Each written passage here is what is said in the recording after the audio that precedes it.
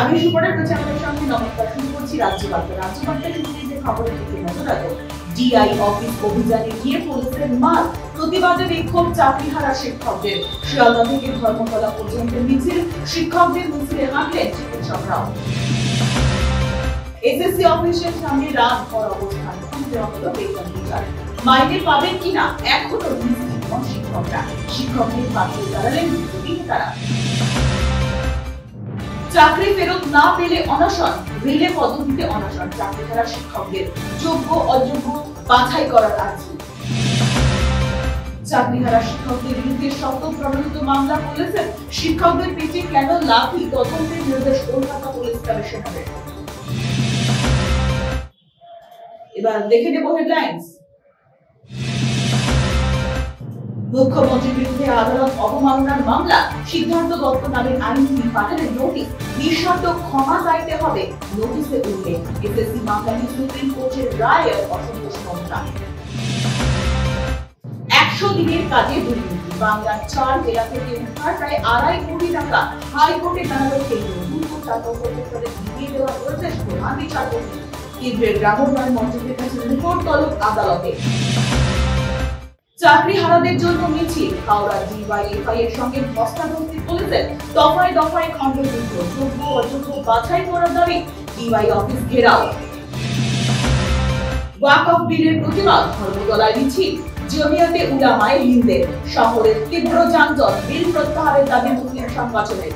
কসবায় DI অফিসে গিয়ে আক্রান্ত হয়েছিলেন শিক্ষকরা। সেই ঘটনার প্রতিবাদে আজ শিয়ালদা থেকে ধর্মতলা পর্যন্ত মিছিল করলেন চাকরিহারারা। তাদের সঙ্গে ছিলেন চিকিৎসকরা। আসছি বিস্তারিত খবরে। কসবায় ডিআই অফিসে গিয়ে আক্রান্ত হয়েছিলেন শিক্ষকরা। সেই ঘটনার প্রতিবাদে আজ শিয়ালদা থেকে ধর্মতলা পর্যন্ত মিছিল করলেন চাকরিহারারা। তাদের সঙ্গে ছিলেন চিকিৎসকরাও।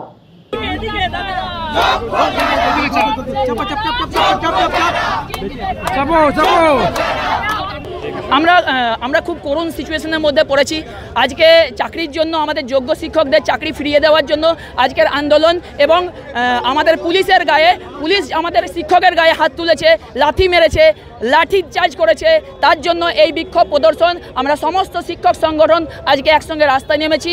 আমরা এই জন্য ধিক্কার মিছিল বার করেছি আজকে শিয়ালদা থেকে রানী রাসমণি পর্যন্ত।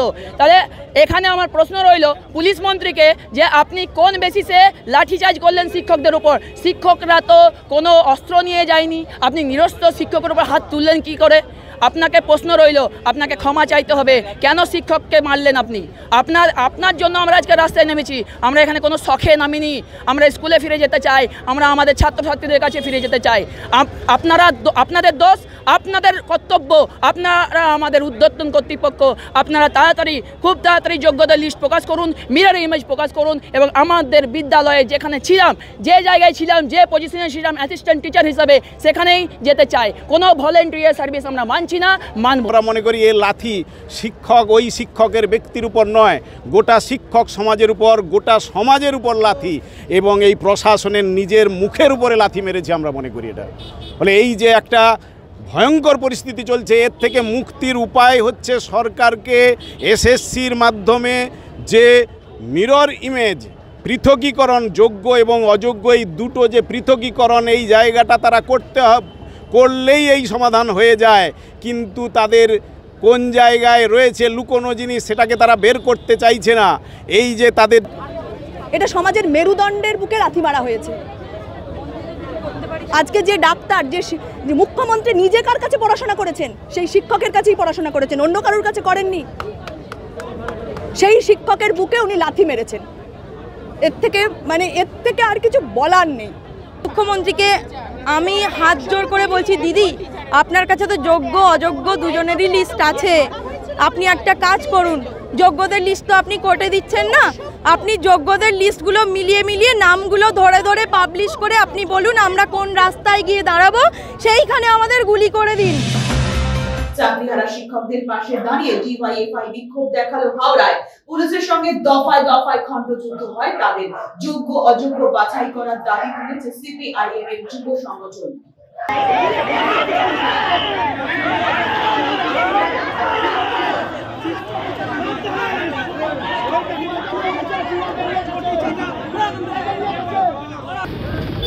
মুখ্যমন্ত্রী আবল তাবল যা বলবে আর সেটা রাজ্যের মানুষ মেনে নেবে?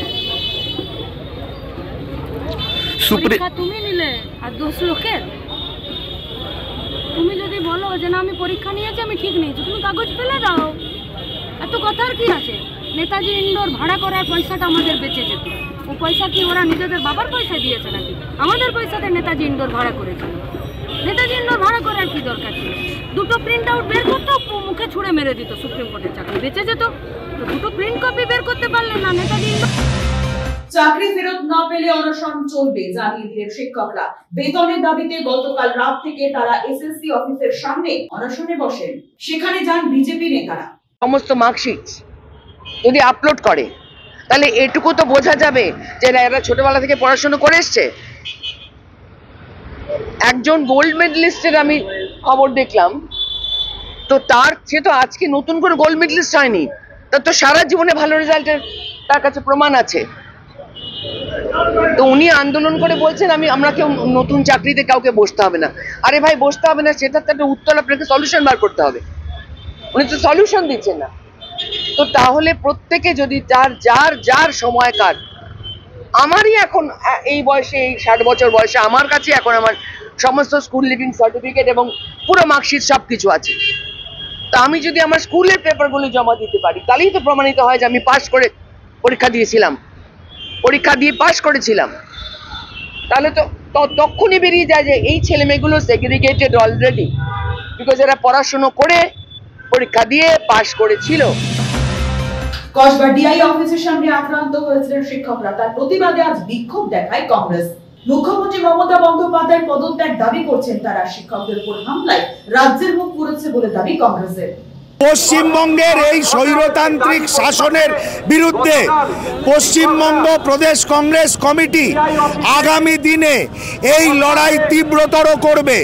আমাদের মধ্যে মহিলা কংগ্রেস সভানেত্রী শ্রীমতী সুব্রতা দত্ত, ছাত্র পরিষদের সভানেত্রী প্রিয়াঙ্কা চৌধুরী সহ কংগ্রেসের সর্বস্তরের নেতা কর্মীরা উপস্থিত রয়েছেন। সভাপতির নেতৃত্বে আগামী দিনে রাজ্য কংগ্রেস এই আন্দোলনকে তীব্রতর। শিক্ষকদের এই আন্দোলন রাজনৈতিক উদ্দেশ্য দাবি তৃণমূল কংগ্রেসের। রাজ্যের মন্ত্রী ফেরহাদ হাকিম আর তৃণমূল কংগ্রেস মুখপাত্র কুণাল ঘোষ একই কথা বলেন। দেখুন, যাদের চাকরি গেছে তাদের যন্ত্রণা আছে, তো ফলে তারা কি কর্মসূচি নেবেন না নেবেন সম্পূর্ণ তাদের স্বাধীন অধিকার। কিন্তু আমরা শুধু এইটুকু বলতে পারি, কোনো রাজনৈতিক দলের কথায় প্রভাবিত বা বিভ্রান্ত হবেন না।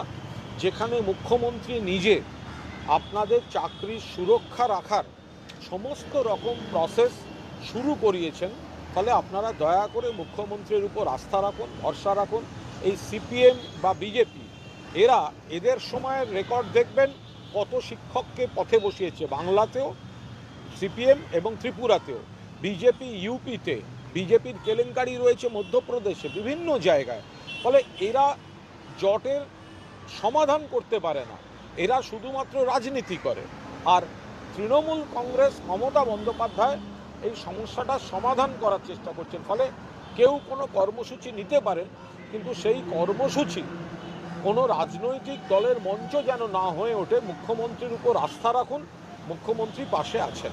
এরও বলবো যে এখানে এইসব করে লাভ নেই, বিজেপির হাত দয়া করে শক্ত করবেন। একটা জায়গায় দেখা যাচ্ছে পুলিশ পেট্রোল পাম্পে লুকোচ্ছে, মুর্শিদাবাদে মব হামলা করছে, সেই সময় পুলিশ পেট্রোল পাম্পে কি লুকোচ্ছে? অ্যাডুকুয়েট পুলিশ ছিল না, তারপরে রাত্রিবেলা দেখেছেন কি হয়েছে।